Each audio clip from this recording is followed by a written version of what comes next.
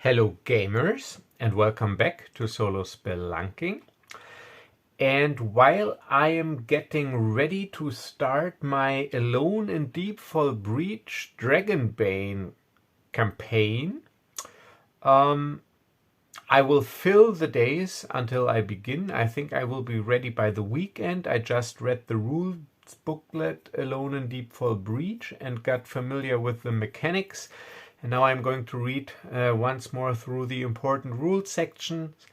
And then I guess on the weekend I'll start my Dragonbane campaign, and I'm looking forward to it. And of course I'm starting it here on the channel, but up until then I want to pass the time with some short form content and introduce some other oddities to you. And one of these oddities is a game made by yours truly, by me, and this game is called Outlaws in the Outer Fringe, and it is a space opera print and play sandbox board game of smugglers, outlaws, mercenaries and bounty hunters on the fringes of a war-torn galaxy for 1, 2, 3 plus players, and it is by yours truly, by me.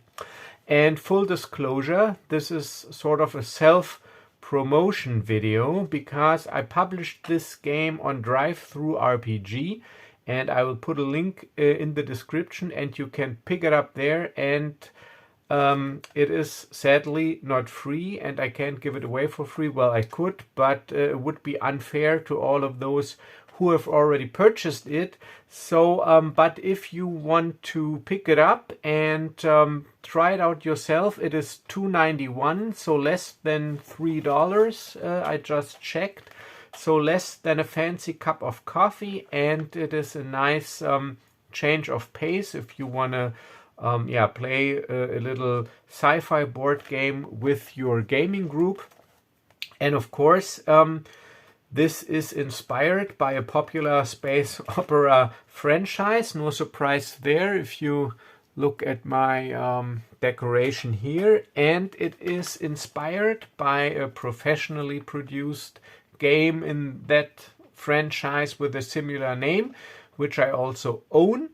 And I took some concepts from that game, but added by my own personal touch, because I think this game features a little bit more player agency and freedom of choice, but you can decide for yourself. You can also see a large preview or a good preview on DriveThruRPG, but of course you can just watch this video and see what it is about. So without further ado, let's just read the introduction to you. Nash Duncan was pushing his trusty tramp freighter, the Never Too Late, to the limit. Sitting in his ship's cargo hold was a load of battle weapons and military-issue medpacks. Items highly regulated and restricted on the free market, and items desperately needed by the freedom fighters of the resistance cell on the planet below. Hot on his tail was a customs cruiser of the military Imperium, which has replaced the Galactic Republic as a ruling body of the galaxy. Nash was desperately dodging laser fire while descending into the atmosphere at neck-breaking speed. Thanks to his upgraded maneuvering thrusters, he was able to lose his pursuers in the dense cloud layer of the thick atmosphere. Delivering restricted cargo to planets under a military blockade was no easy task, and certainly one that would contribute to Nash's reputation as an outstanding smuggler. So this is the introduction, and let me give you a short game overview. In Outlaws in the Outer Fringe, you slip into the shoes of a freelance spacer trying to make a life in the rough and tumble region of space known as the Outer Fringe, in a time of galactic civil war, where the dictatorship of the military imperium has replaced the Galactic Republic and has severely restricted civil liberties. As a result, cells of freedom fighters have formed on several worlds, fighting a losing battle against the oppression and might of the military imperium. In this war-torn galaxy, you start out as an unknown spacer, with a small starship and a handful of credits, and choose your own path to wealth and fame in the outer fringe of the galaxy. You can smuggle illegal cargo through military blockades, hunt down wanted criminals, undertake jobs for the criminal underworld, modify and upgrade your starship, transport passengers and fight pirates, while also evading space pirates, the ever-present military imperium, and bounty hunters. Your goal is to make a name for yourself in the outer fringe by acquiring a total of 10 renown, and therefore establishing yourself as a major player in this region of space. Dodging military patrols and delivering illegal cargo, upgrading your ship, capturing criminals, and completing jobs are only a few of the ways in which you can gain renown. But be careful, it is just as easy to fall as it is to rise. Welcome to the outer fringe. All right, so this is the game overview. I don't go further into the rules. You will see during play. So this game uses a CVoice 2D6 engine. So you start by creating your character, and there are 6 skills in the game. There's combat, space, social, stealth, physical, technical. And those of you familiar with the CVoice engine, you might recognize these. And of course, I credited all the sources that I used here in this credits and legal information section. So my skill descriptions are based on CVoice Quantum Revised Edition by Stellar Gamma Publishing, and they were released under an attribution share alike license. So I can use them, those mechanics, and yeah, you can find the other credits in here. And also this product features digital artificially created art. And yeah, so then you can distribute 7 points total between these 6 skills. A skill can have a value of 0, and you can start with a value higher than 3, and 5 is the maximum. So combat is for planet-side combat, space is for flying and space combat, social is for making contact with the criminal underworld and interacting during encounters. Stealth is to sneak, to avoid patrols. Physical is to intimidate people or perform physical tasks. And technical is used for some encounters, and all these skills can be used or are used if you want to complete certain jobs or encounters. So every character starts with 500 credits. 8 points of health and a light blaster that deals 1 point of damage. And I have 0 renown. And a character sheet is included in the document, and also a ship sheet. Everybody starts with a simple stock light freighter, a tramp freighter. So I got the Never Too Late. And it has hull 8, which is basically health for ships. 0 shields, I haven't upgraded anything. Hyperspeed of 1+, we get to that. Sublight speed of 4, a handling of -1. I got 4 cargo spaces that I can fill up, 3 passenger cabins, and as armament I got a light laser cannon that deals 1 point of damage. So these are my starting things that I have. And before you play, you randomly create your sandbox sector that you play in. And I recommend using a hex document, which is also linked in the game. that you can print out, and then you randomly, because it has coordinates, place 12 systems, 12 planetary systems in the sector, and you label them 1 to 12. This is important to randomly determine them for encounters or jobs or bounty locations. And you also determine the planetary type. And there are 4 different world types in this game. We have wretched hives of scum and villainy, which are abbreviated WH. We have metropolitan trade hubs, which have a TH. We have unremarkable dumps, which are UD. And we have planets under military blockade, MB. And all of these have certain rule aspects that come with them, and we go into them during the game. So once you have created your sector and named your systems, and the name generator is also included in the game, you can basically start by throwing 1d12 and determining your starting system. It is 4. It is Delmak, the Delmak system. It is an MB planet, so a planet under military blockade. So you need some sort of token. I would have used my Star Wars miniature, but the base is too big. So for fluff, I got these Funko Pops here. So this will be my character, Nash Duncan, in my starting system, Delmak, 4. Which is a system under military blockade. So now we are ready to start. So first, let me tell you something about a planet under military blockade, because the planet descriptions are included here. And where is it? Yeah. So here.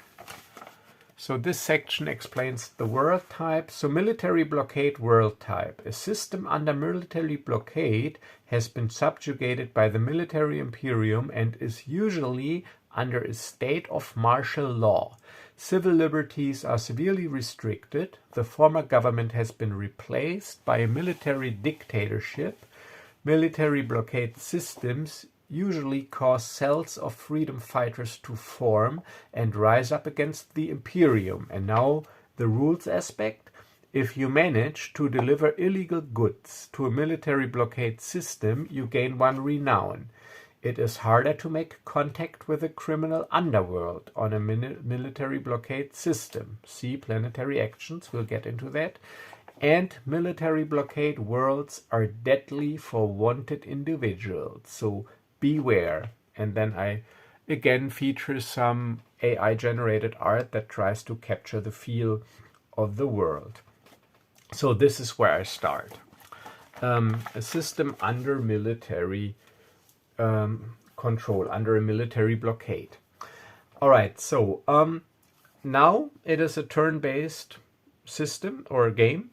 And during your turn, you have 3 phases that you have to go through. You have a movement phase, which is optional. You may travel on the space map to a different system using your hyperspeed and pilot skill. Then you have the encounter phase. During every turn, you must resolve 1 encounter. And after the encounter phase, you have the action phase, where you may take up to 3 planetary actions per turn. But you can only attempt every action once per turn. And you can take planetary actions while in deep space, obviously. And this is a reference sheet document, which is also included in the game, where you have the turn sequence, the ways through which you can get renown, and the description of the actions that you can do, all on this reference sheet document. All right, so my goal is to get to 10 renown before I die. That is the standard if you play solo. If you play in a multiplayer game, you can't really die. If you are defeated, you lose a turn to recover. And it's basically a race. Whoever gets to 10 renown first wins the game if you play this with your friends. And it also features PvP, so you can attack each other if you want to, but we're playing solo. So, since I do not have a job, I do not have a goal right now, it does not make sense for me to travel to some other planet. So I skip my movement phase. My movement phase is optional and go straight to the encounter phase. And if you do not change your system, you roll your encounter with 1d12, and if you have traveled to a new system, you roll an encounter with 1d20, and this is because then it features also space encounters if you have traveled to a different system.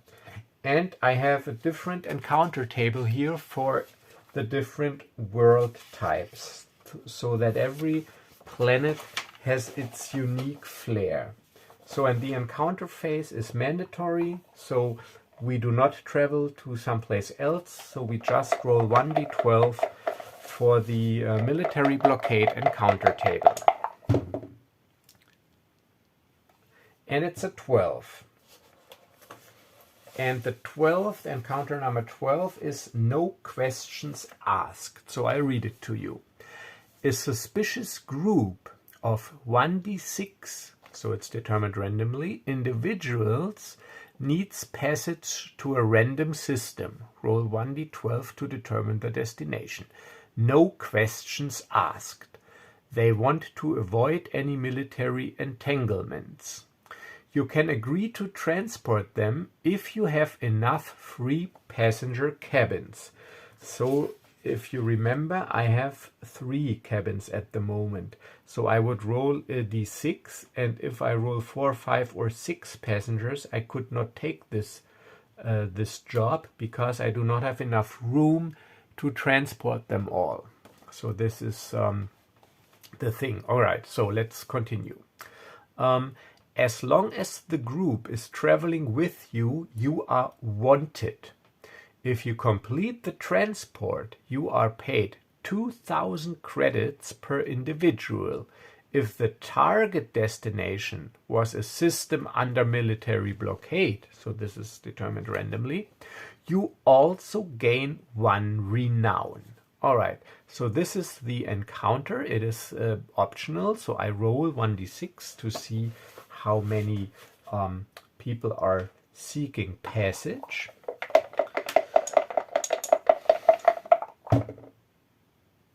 And it's 1. So 1 individual is approaching me and asking for passage. So I could transport him, but then I would be wanted. And but only as long as he's traveling with me. So the wanted mechanic is a mechanic whenever I transport illegal cargo or illegal passengers, or when I have or carry illegal weapons or have illegal modifications installed to my ship, I'm considered wanted, and the wanted condition interacts with certain encounters. And if this condition goes away, I am not wanted anymore. So if I take on this job, I will be wanted for the duration of the job until I drop off the passengers, and then I am not wanted anymore. But since the encounter happens before the action phase, it is risky, especially if I travel to a military blockade planet, because then the encounter would interact with my wanted condition.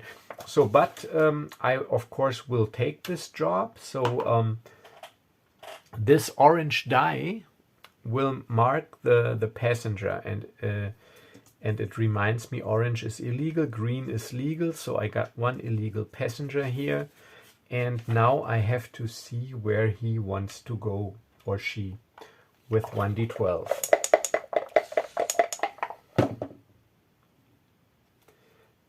To system number 5. All right, this is the Rumok system, and it is a UD, an unremarkable dump. So I will not get any renown for transporting them, but I will get 2,000 credits. So I just make a note here. Passenger destination on one of these very useful very useful cardboard tokens that I punched out with my 1-inch craft punch. You could also take a little wooden cube or a glass bead or whatever you have to mark this destination. So this is the passenger destination, the Rumok system. So I got one illegal passenger, and it'll pay, or he or she will pay me 2,000 credits. So that was the encounter phase, the mandatory encounter phase. Now we go to the optional action phase, where I can take up to 3 planetary actions. And all the planetary actions are listed in this reference sheet document.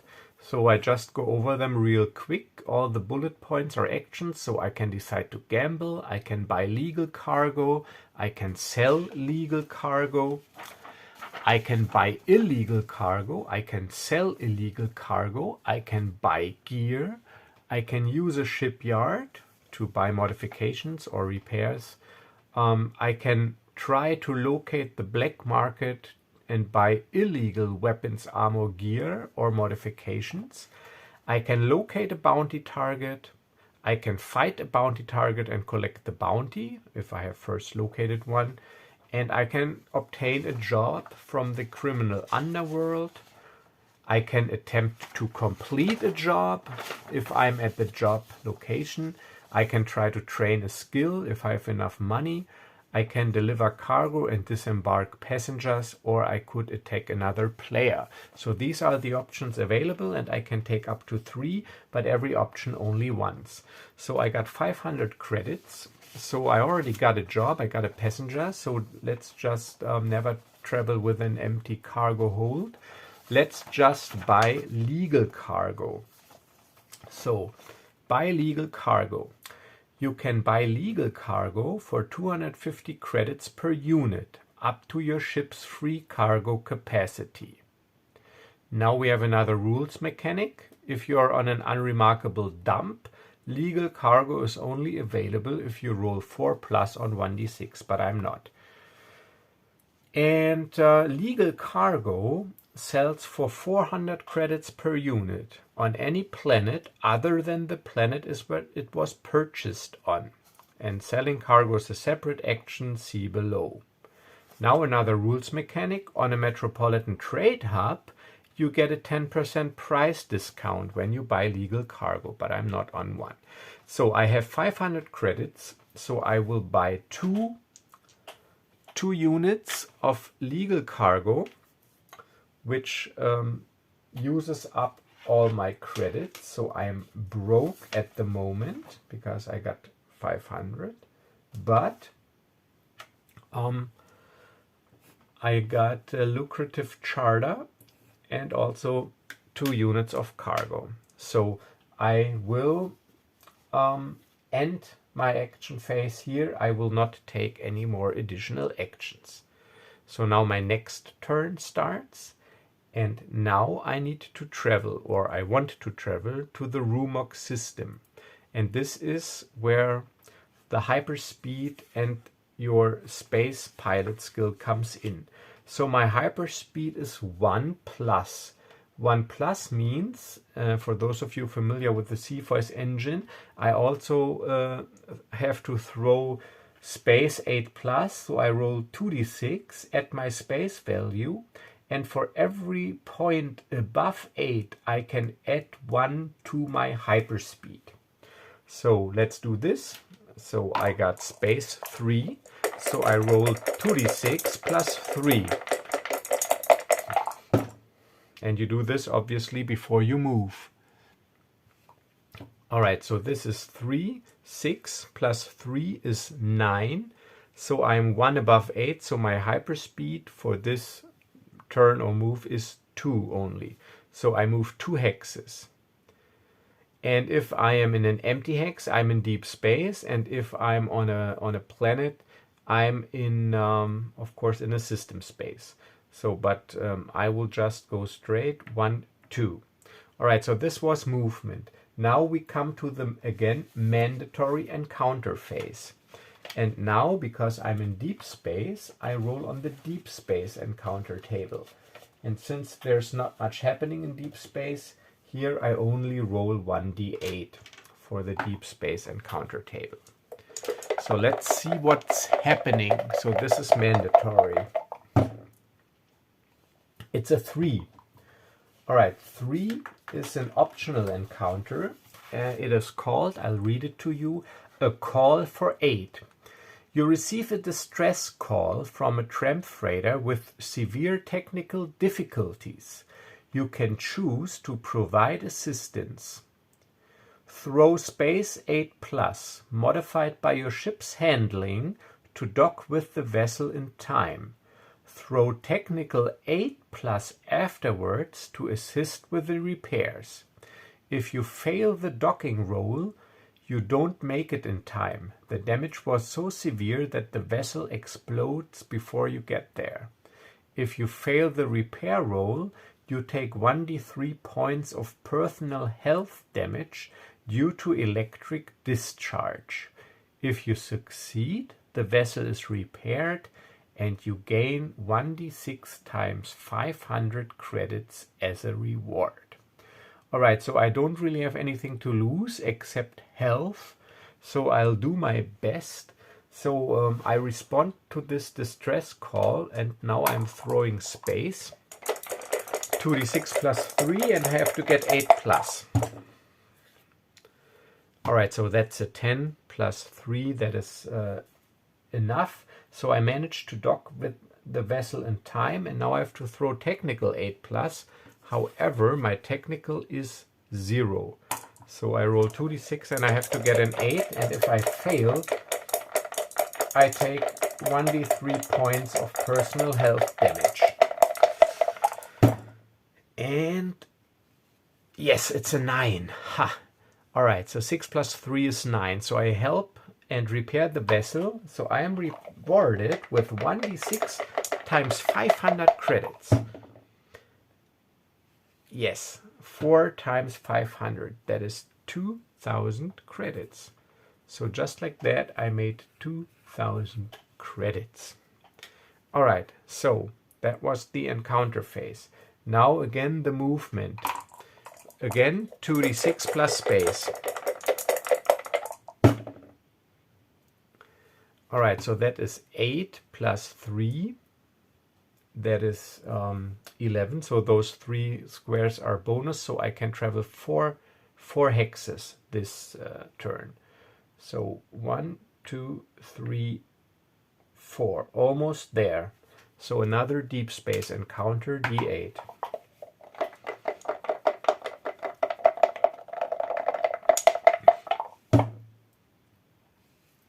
It's a 4. Alright, another optional encounter. A distress call. You receive a distress signal from a tramp freighter that has come under attack by a pirate vessel. You can choose to provide assistance and engage the space pirates in space combat, and then it gives the enemy stats. If you win, you get 1d6 times 1,000 credits as a reward from the tramp freighter crew. So that's a lot of money, but also damage is expensive to fix.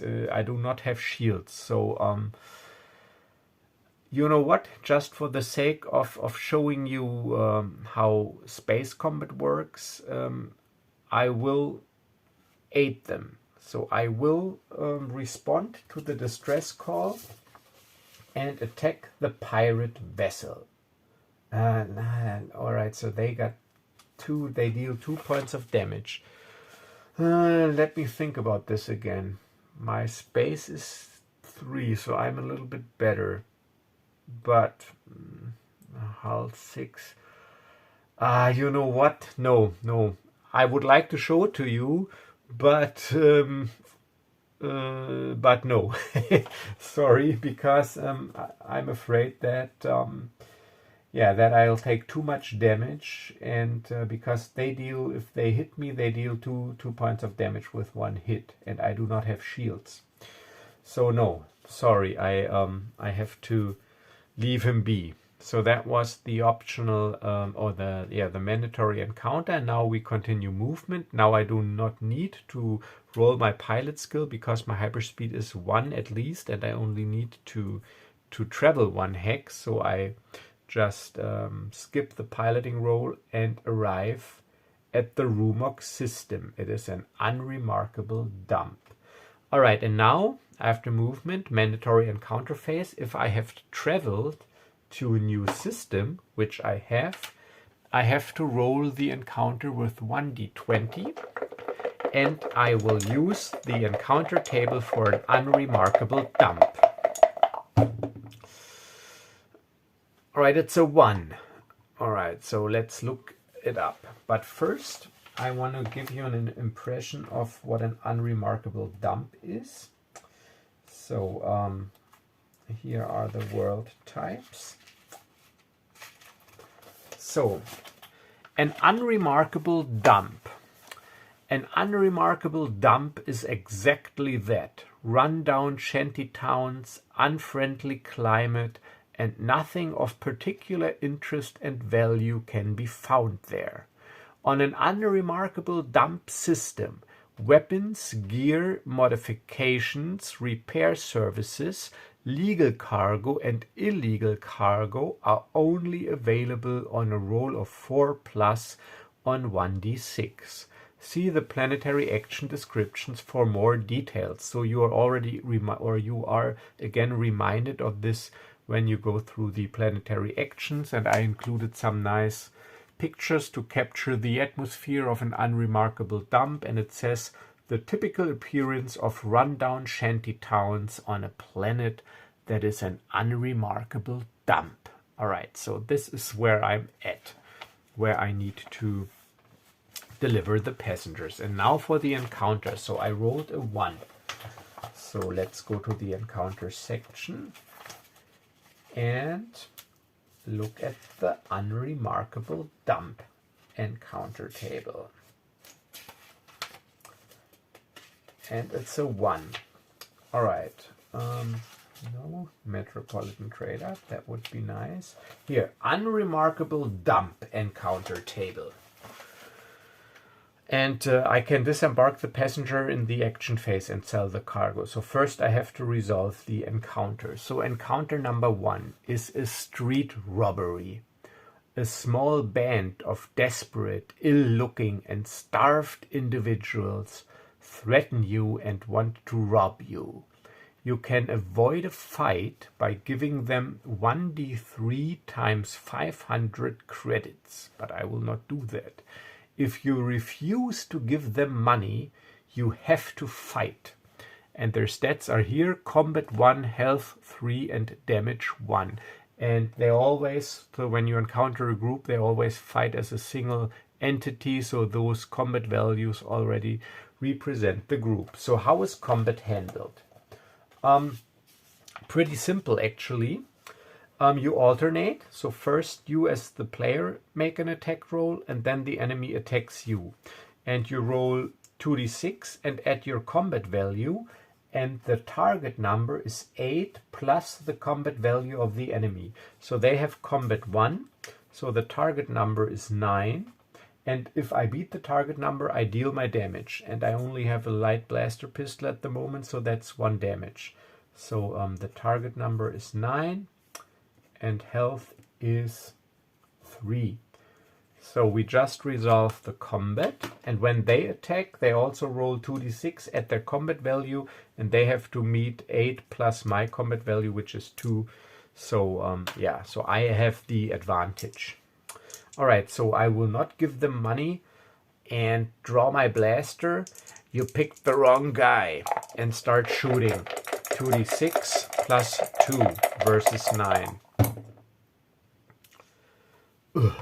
3, 4 plus 2 is 6. So my first shot is already a miss. They counterattack. 2d6 plus 1 versus 10. And I use the red dice for the enemies. All right, so that's also a miss. That is 6 plus 1 is 7. And double 1 always misses, and double 6 always hits. So now my turn again. I shoot.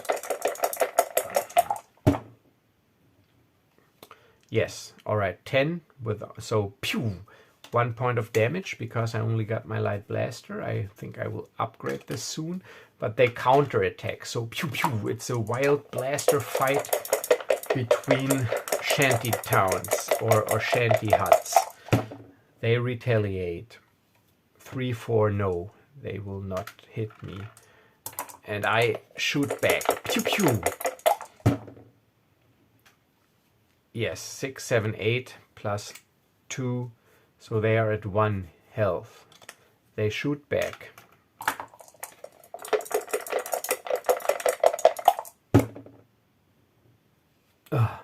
Double 1 miss. Pew. So their gun misfires. And again, my DL-44. Pew pew. No, it's not. It's only a light blaster. Oh yeah, 10. All right, so bam. So pew pew pew. I'm very sorry, but those street robbers, they are done for, and nobody cares on a planet that is an unremarkable dump. So this encounter is resolved, and now we enter the action phase. I can take up to 3 planetary actions. So my first planetary action is to disembark my illegal passenger. So therefore I do not need to roll. This is just a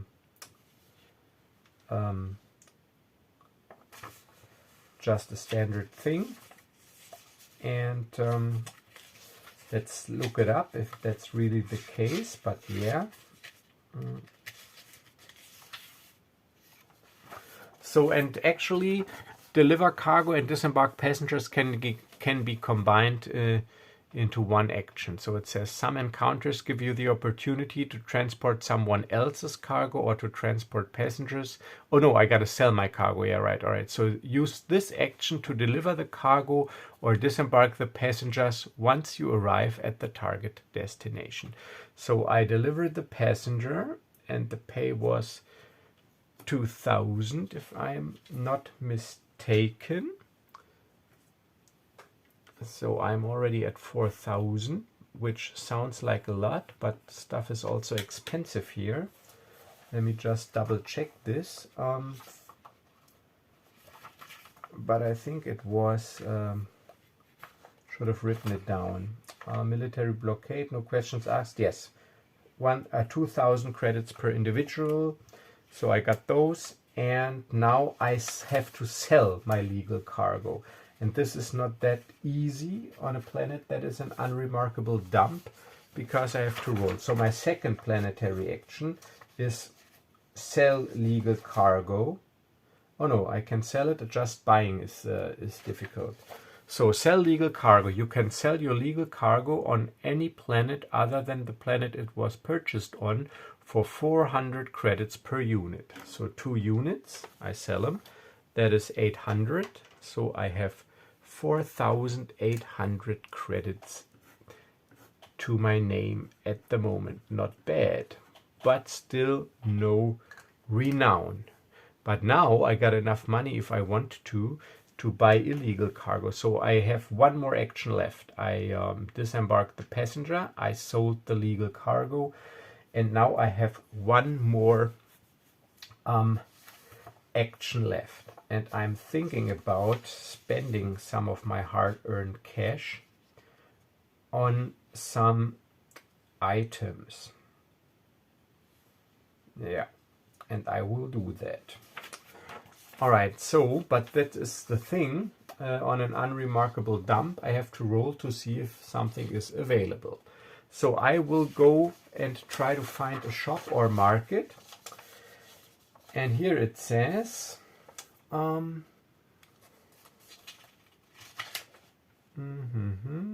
is it? No, on this. I just want to double check. Gamble, buy, sell, buy gear. Exactly, here it is. So, buy gear.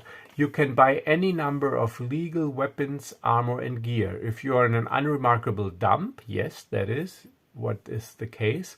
An item is only available if you roll 4 plus on 1d6, and now there's the important part, check for every item you want to purchase. Alright, so I do want to purchase a better weapon, a normal blaster that deals 2 points of damage. So I gotta check if one is available. Yes, it is. So I am buying a blaster, not a light blaster, a normal blaster, and this deals 2 damage. I put down blaster pistol. Alright, so and now I also, so that's 750. So I got 4,050. And now I want to buy, so this is still the same action. I'm still in the buy gear action. So you can buy more than one item with this action, but you, like I said, you got to check for every item if it's available. And I will buy, because it is fitting, 2 pieces of armor, a blast vest, and a stylish leather jacket. And you can combine these two. You can wear the blast vest under the stylish leather jacket, which fits my image here of this scoundrel type. And those two together, they are 1,000 credits. So I am at 3,050. And each of them, because health is like abstracted, it determines how much punishment you can take. So they each provide +1 health. So the effects stack, because you can wear these two together. But these are the only armors you can wear. So my health is 8 plus 2 for the armor, so I got 10 health, and now I deal also 2 damage. So I'm actually in pretty good shape. And now the thing is, I'm out of action. So if I wanted to buy illegal cargo now to smuggle, I have to wait 1 turn. So that means another encounter roll, because I used up my 3 actions by selling the cargo, delivering the passenger, and buying gear.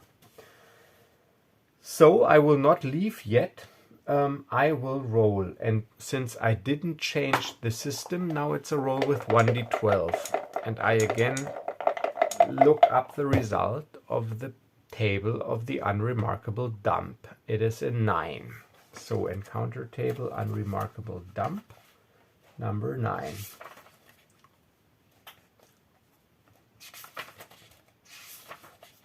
All right, unremarkable dump, 9. All right, a local bully. You are insulted and provoked by an individual that doesn't like you. He draws a gun on you and combat breaks out. So this guy also has combat 1, but health 5 and damage 2. So, so combat breaks out. This is not optional. This is not avoidable. However, in combat, the player always goes first. So the bully, the target number is 9. So once again, 2d6 plus my combat. All right, it's a miss. That is 4 plus 2 is 6. And now the bully shoots, and his combat rating is 1. And he has to hit 10. 8 plus 2, my combat rating. But if he hits, he deals 2 points of damage. Good thing I bought that armor. And he hits. Alright, so this is a 9. And plus this 1 is 10. So he deals 2 points of damage. So I'm at 8. Pew! Health 8. Now my turn again. I retaliate. Pew, pew, shoot back with my blaster pistol. Yes, I hit. So I deal 2 points of damage. So he's got health 5, the local bully, and now he is at 3 because I deal 2 points of damage. But now he pew, shoots back. So wild shootout. +1 versus 10. Oh, look at this. 9 plus 1 is 10, so he also hits. So I'm at 6 health. Pew! Because he also deals 2 damage. Alright, now I shoot back.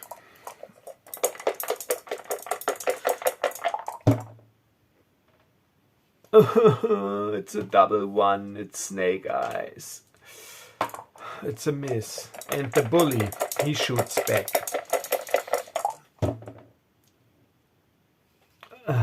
Alright, so that's 7, that's 8.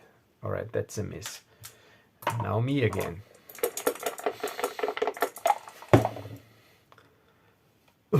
Four, it's also a miss.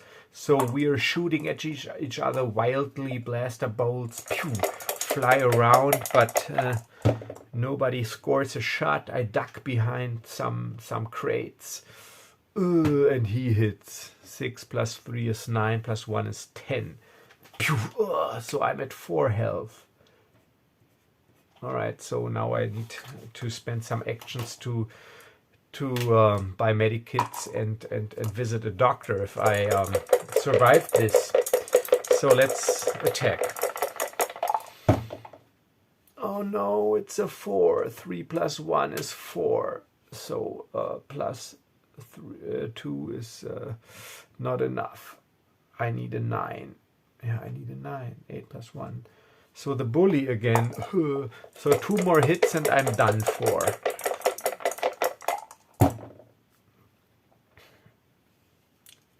Luckily he misses. 7 plus 1 is 8.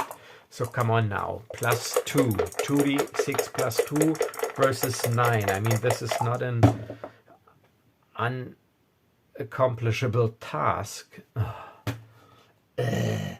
6 plus 2 is 8. It's a dice game. Alright, again, the bully. Pew, pew. So blaster bolts. We duck and weave. But he misses also. Come on. Yes. Alright. So I hit pew, for 2, but sadly he still has 1 hit point left and can counterattack.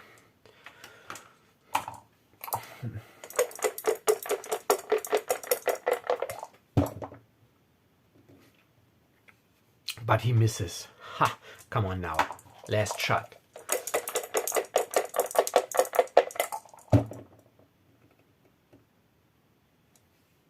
Ah, 7. 5. 7 plus 2. Yeah, that's 9. That is exactly what I need. 8 plus 1. Yeah. So, I was lucky. The local bully goes down. 0.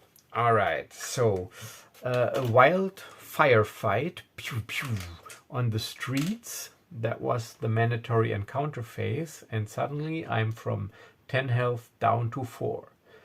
And now I have my 3 planetary actions. All right, so let's get to a doctor. You know what? There is no doctor. I have to buy medkits. Maybe I should add a doctor. No. Actually, I didn't add a doctor on purpose because it would be, I mean, if you got enough money, it would be pretty unchallenging if you could just use 1 action to heal yourself up completely. So this is why there's no doctor, but I can, of course, buy a med kit. And use you can use a medkit. It's not an action, and you can use 1 medkit per round or per turn, and you can also install a medical bay on your ship if you want, and heal up there by using an action in space. All right, so I will buy gear. So I want to buy medikits. It's a medikit is a 1-use item, discard after use, can be used at any time while not engaged in a combat encounter, heals 3 health, usage limited to 1 medikit per turn, and it costs 500. So let's first check, because the bad thing is I'm on an unremarkable dump, if a medikit is available. Please let it be available. No, obviously, of course not. All right, and now I can't try again because you can attempt every action only once. I could try to purchase other stuff, but if I wanted to roll for a medikit again, I have to wait until my next action phase, which means there's an encounter in between, and this is what it states here. Where is it? Buy gear.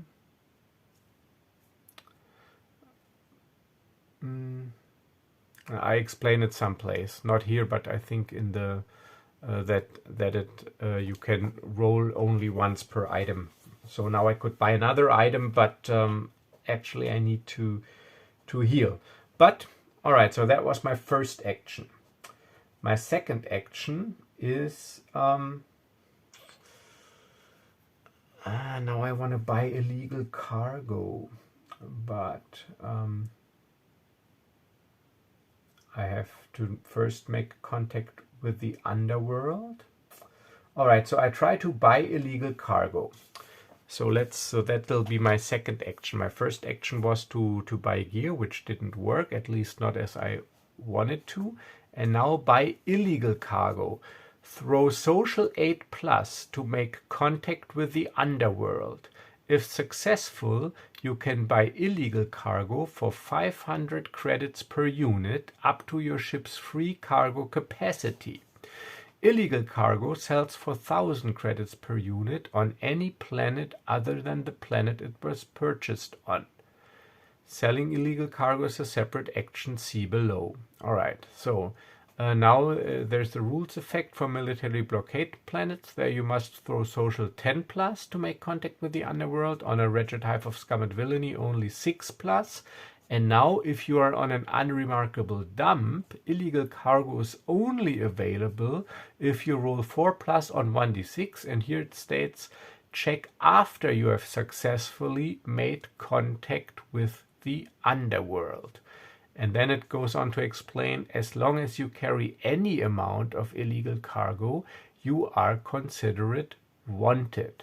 And then it explains again, if you deliver and sell illegal cargo to a system under military blockade, you gain 1 renown. All right, so so I have a cargo capacity of 5, meaning I can spend 2,500 max on illegal cargo, but first I have to make contact with the underworld. So I have to throw social 8+. My social is 2. So 2d6 plus 2.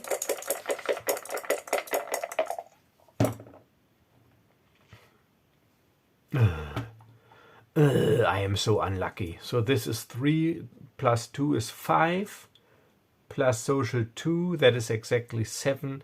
So that is 1 short.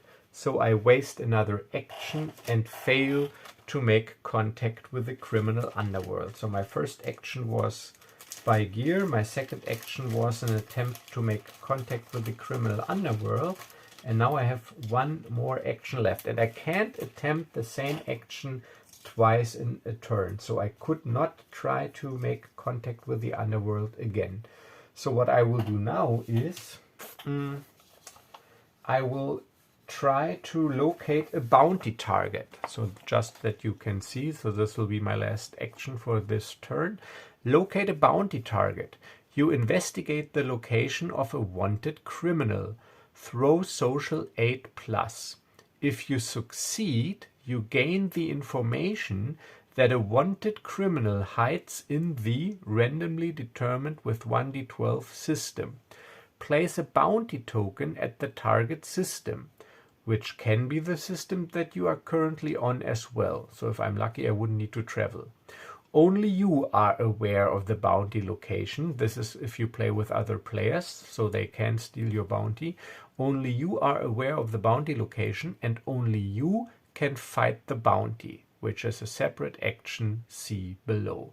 So since I got nothing to lose, and this is another way to make money and gain renown, I will throw social 8+ again to try to make contact, not make contact with the underworld, but to gather information and to determine where a hidden or a wanted criminal is hidden. So I throw social 8 plus, and this time it works. So I rolled an 8 plus 2, that is 10.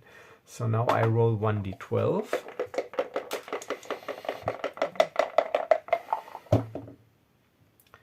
It's an 11. So now I have a bounty on, it's also an unremarkable dump, in the Relmac system, number 11, sorry, so bounty. Just make a marker here, bounty. You know what I make here? I make an arrow, and then I can just go like this, because, yeah. All right, so there's a bounty on system 11. And what it's worth and how dangerous it is, I will determine this when I reach the system. So I don't know in advance. It can be a tough fight, it can be an easy fight. So now my 3 actions are spent, which means if I do not want to move first, I will resolve another planetary encounter. But I do not want to stay here, because it's an unremarkable dump. So I will try to head down here, but I will try to stop at this metropolitan trade hub first, because there everything is available and I get a 10% discount. And yeah, so I will just take the shortest route. So I will move, and that means I do a space roll. So 2d6 plus space, and everything above 8 adds 1 to my hyperspace. 2d6 plus 8 plus 3. So alright, so 6, 7, 8 plus 3. So that is exactly 3 over 8. So plus 1, so 4. I can travel 4. So 1, 2, 3, 4. So I go 1, 2, 3, 4. And this is another deep space encounter, because I'm in an empty hex. Still at 0 renown, but I'll get there. Once I'm healed up, I'll head for the bounty. An 8. Alright, so I know, because I know the encounter table, that an 8 is no encounter, but I double check. Alright, so this is the deep space encounter table, and 7 to 8 says an uneventful journey, no encounter. Alright, so that's a lucky break. Now, again, I do not need to roll because it's only 1. So I reach the Torem system. It is a metropolitan trade hub. And before I roll for the encounter, and this time again with 1d20 because I traveled to the new system, I will read to you the description and show you what a metropolitan trade hub looks like.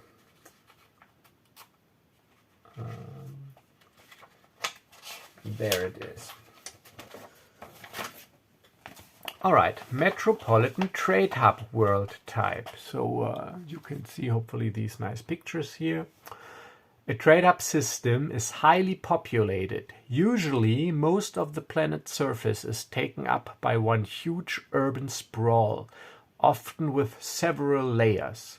A trade hub system features well-stocked and large starports, and major galactic corporations have offices there. While on a trade hub system, you get a 10% discount on all cargo, illegal cargo, gear, weapons, and ship modification purchases, as well as repairs. Alright, so this is exactly where I want to be. And yeah, so, but first we have to resolve the encounter. So, and because I traveled there, it is an encounter with 1d20.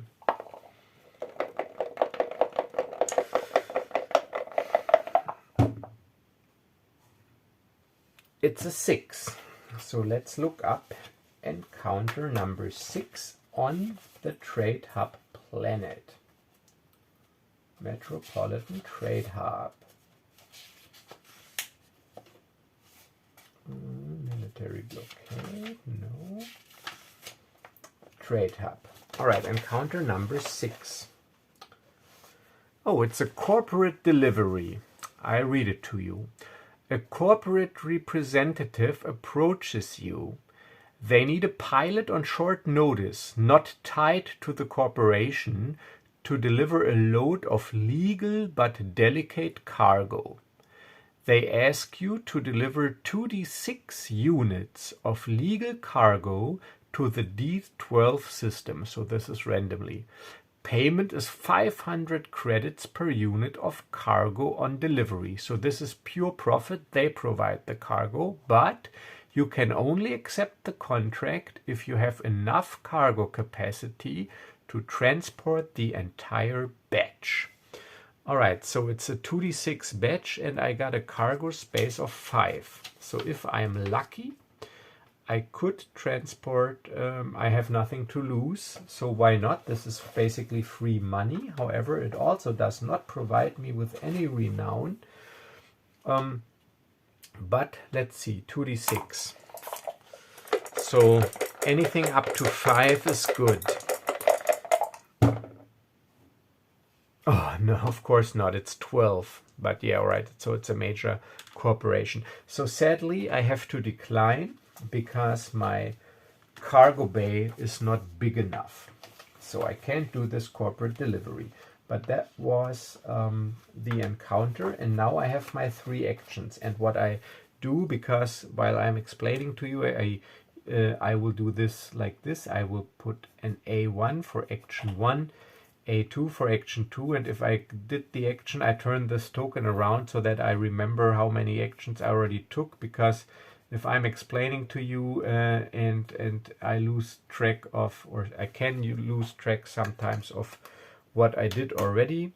So these are my actions, and then they basically refresh.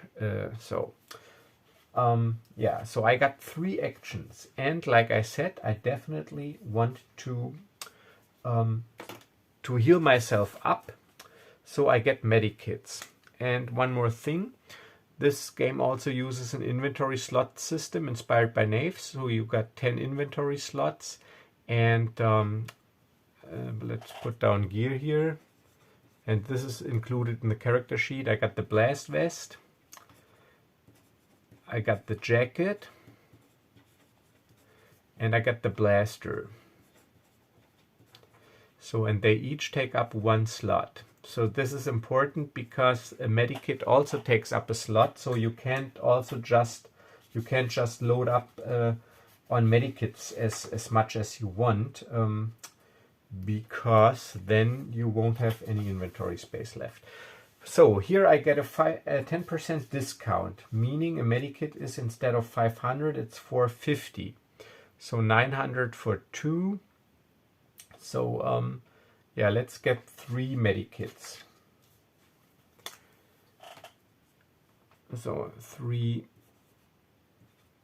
medkits, and they take up 3 slots, and I can use only 1 during every turn. All right, so that is